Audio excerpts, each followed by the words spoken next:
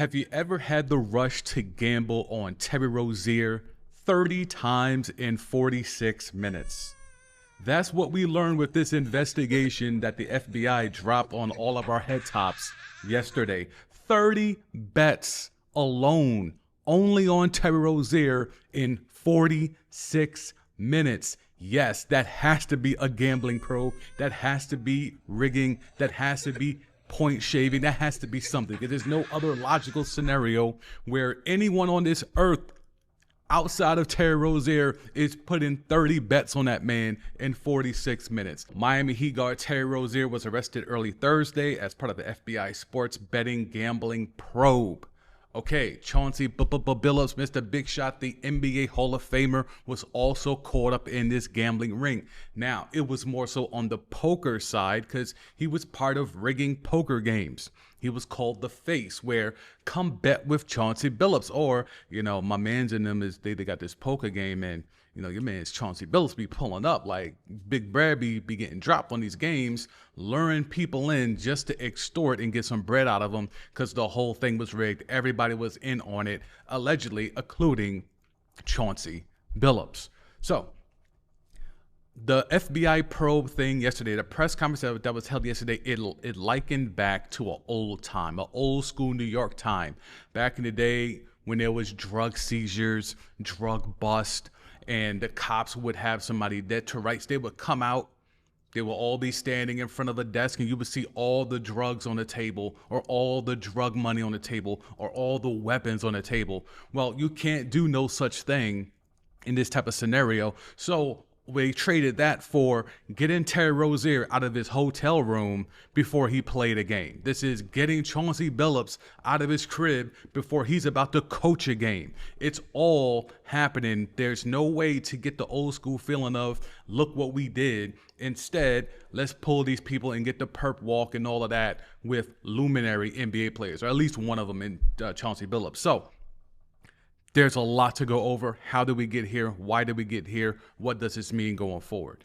Is this going to be just the tip of an iceberg to something bigger? It possibly can be, because again, one thing we've learned is that New York is back. Whether it's, Eric Adams out here chasing BBL chicks from DR, or whether now we're learning that the mafia, the five families, are back in the news. They never left, so they were never actually gone. They went underground, but now they're being pulled back up and being publicized again, like the Teflon Don, John Gotti and them back in the day. So now we're getting a sense of that old New York feel where New York is back. The crime and corruption is right in front of you, just like it was when I was growing up. So a little bit of nostalgia happening yesterday with this FBI bust that involves the Eastern District of New York.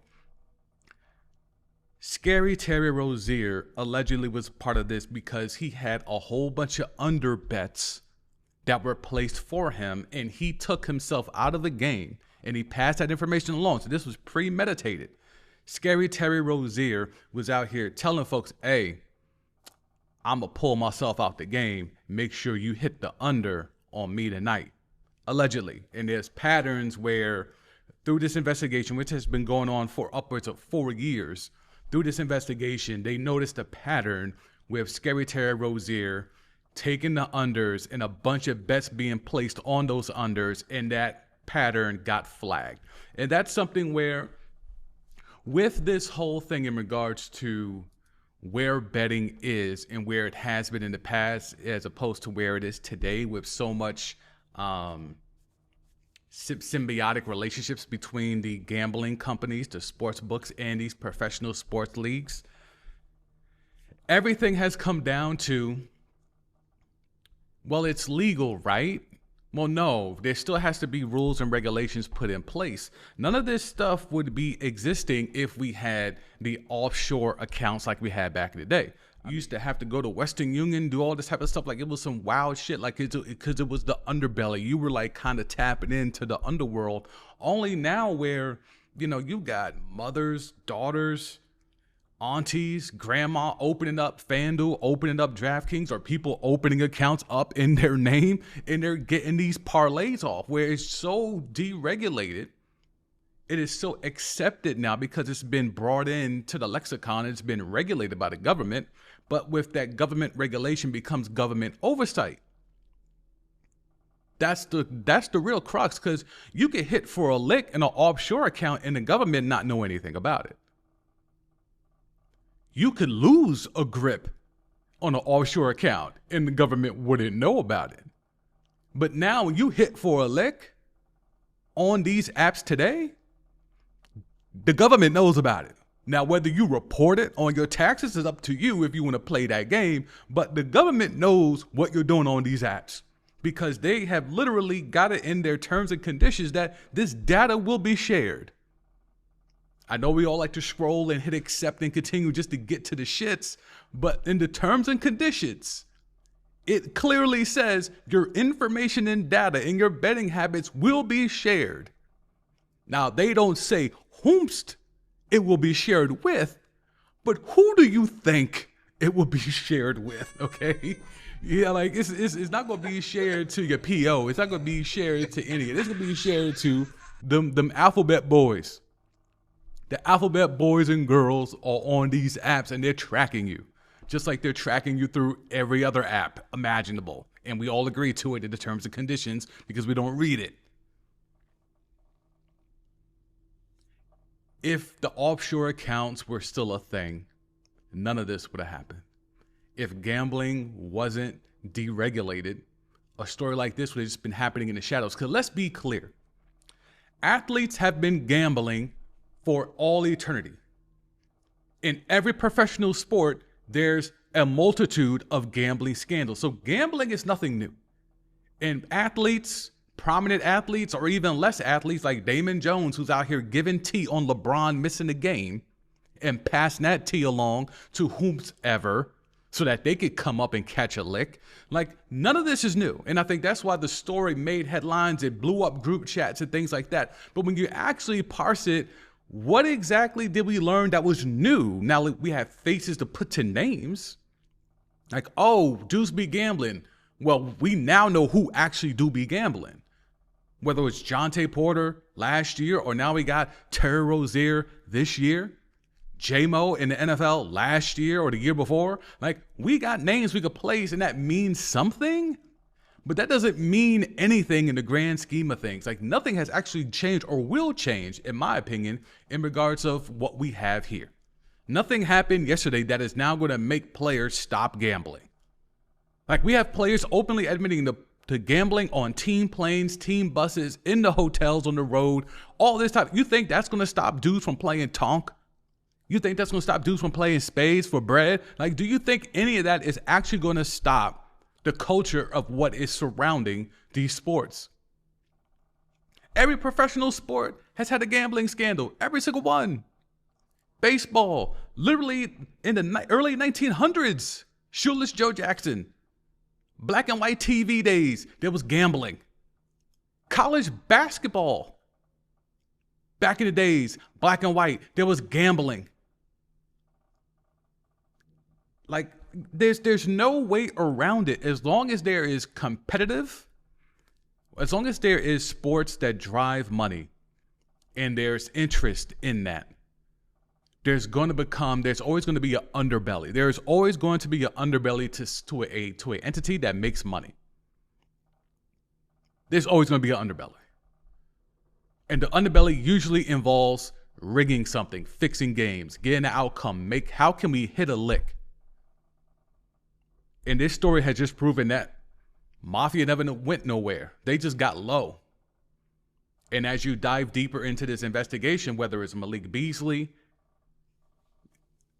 whether it was Gilbert Arenas, like, all these dudes are surrounded by this culture of gambling and the underbelly that comes with that. You want to play high stakes, you want to take big bank, take little bank, you want to turn some money over quick, fast, in a hurry. That's how you do it. The old tried and true way, if you really just want to make bread, just go ahead and invest in the stock market and some stocks, bonds, mutual funds, ETFs, and just sit and wait for your bread to bubble up. It's supposed to do that. It's going to do that. It's damn near automatic. That's the easiest, simplest way, but we don't want that. We want that quick, fast cash. We want to get rich or die trying. Southside till I die. So that's what we're about. So instead of doing the easy thing, which is the slow way, we want that fast way, ski mask way. So yeah, if I'm Chauncey Billups and I've made upwards of 100 M's in my careers, yeah, that's cool and all, but I'm trying to turn this money over. So if I'm going to sit in on a poker game and they tapping me in and they using my face to lure in some suckers, and they going to give me a cut on the back end and they dropping the bag off at the crib, Chauncey Billups decided I'm going to go ahead and do that. Scary Terry out here, look, all I got to do is tank some games. All I got to do is fake an injury so y'all all hit the under. So somebody could put 30 bets on me within a 46-minute span. And y'all going to drop a bag off? If I'm Scary Terry Rozier, despite the fact that I've made buku bread in the league, I might go do that. And if you're Damon Jones and, you know, you didn't make the bread like Chauncey Billups and Scary Terry, but you're close to LeBron, you're close to Shaq, so you've probably gotten some bread trickled down to you. Maybe you need to hit a lick. Maybe you haven't hit a lick in a minute. And you're still cool with Bron, and Bron in the group text or Bron on the side might have hit you. Yo, yeah, I ain't even going to play tonight, bro. I'm, you know, whatever. I'm hurt. Hey, if I'm D Jones, my relevance ain't that strong. I got to use whatever cachet I got. Hey, you hit the group chat. You hit the Mafia group chat, or you hit the intermediary to the Mafia group chat. Hey, yo, I literally just heard from Bron. He ain't playing tonight. All unders or fade the Lakers, whatever the case may be. Like, that's real. But is this as impactful as the media is sensationalizing it to be? Is this another case of paralysis by analysis?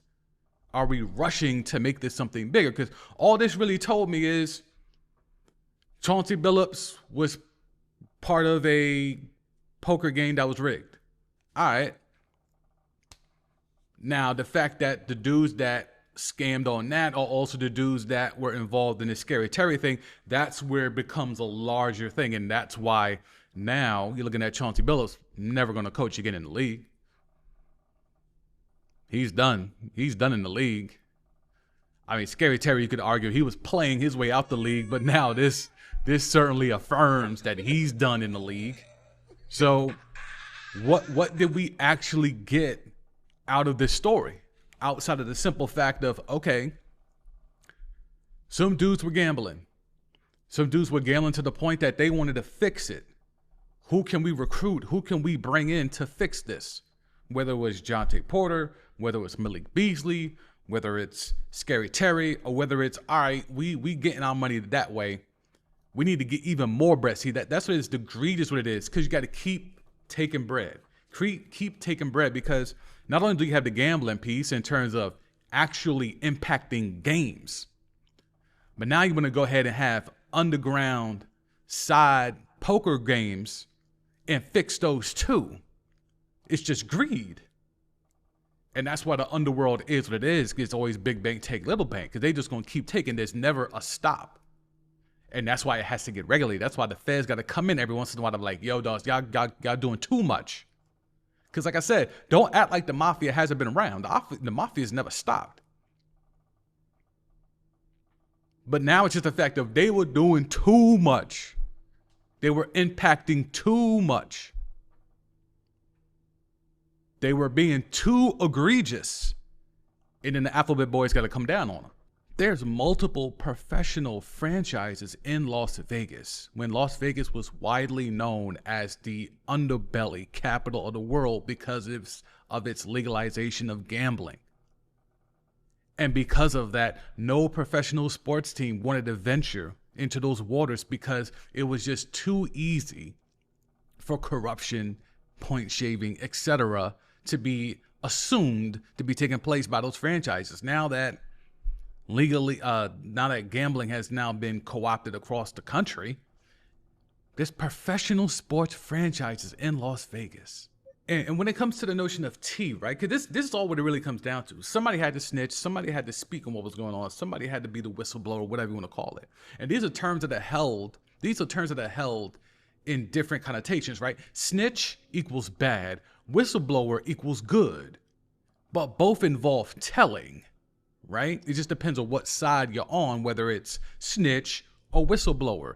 And that's where, when you come to getting tea and what you do with that tea, that's where things are being broken down bit by bit, because Damon Jones got tea. Damon Jones got tea from LeBron that LeBron was going to miss a game. Damon Jones decided to be, I guess from the Fed's point of view, a snitch, and put the tea out there for what the Feds, what the Alphabet Boys view as the bad people, and the bad people took advantage of it. Whereas if you're on the other side, Damon Jones got the tea and he hit the group chat, and that's seen as a whistleblower. Like, oh, word, you put us on game. We know how to move. We were going to bet on the Lakers, but you knew some tea. You put us on. Now we're not going to bet on the Lakers. So it all just depends on what side you fall on. But the crux of everything is telling. Because Chauncey Billups allegedly was told, hey, we're going to use your likeness. All you got to do is pull up, be Chauncey Billups, be Mr. Big Shots, be the NBA Hall of Famer. Because this predates him becoming a coach, by the way. He was not the coach of the Trailblazers when all this was happening. This predates him being that, right? Which, again, the league dodged the bullet. And I think that's where the sensationalization of the story really took place, because it's like, oh my God, a current NBA coach is caught up in a gambling ring. Well, this was happening before he was named a coach, and there's no part of it where he's on some point shaving, allegedly at this time anyway.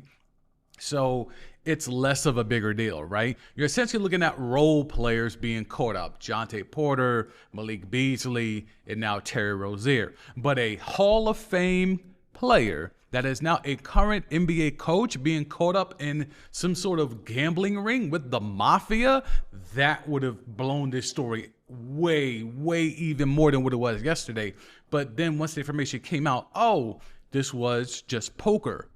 Oh, he was just in on it. Oh, this predates him being a coach. It lessened the blow. And you know, Adam Silver, who has had a rough go of it with everything that's been going on, not just in the NBA, but in the WNBA in regards to the CBA, he's had his fill, right? But this all comes back to telling. Who gonna tell? What is tea? And when is tea snitching? And when is tea whistleblowing? And what do you do with that tea? Every person listening and watching this right now has had tea. And you have had the opportunity to be a whistleblower to some, and you have had the opportunity to be a snitch to some, and you chose to do whatever you wanted to do with it. I know, working in sports media for about 17 years, information comes left and right. You hear stuff. You hear rumors. You hear stuff, oh, I heard, oh, so-and-so said, oh, I got a source over here that said, and you have to take that information, digest it, and validate it within yourself, or maybe you like I know for me, I try to cross-reference what I hear with other folks that I know in the industry. Hey, are you hearing this? Because I just heard this.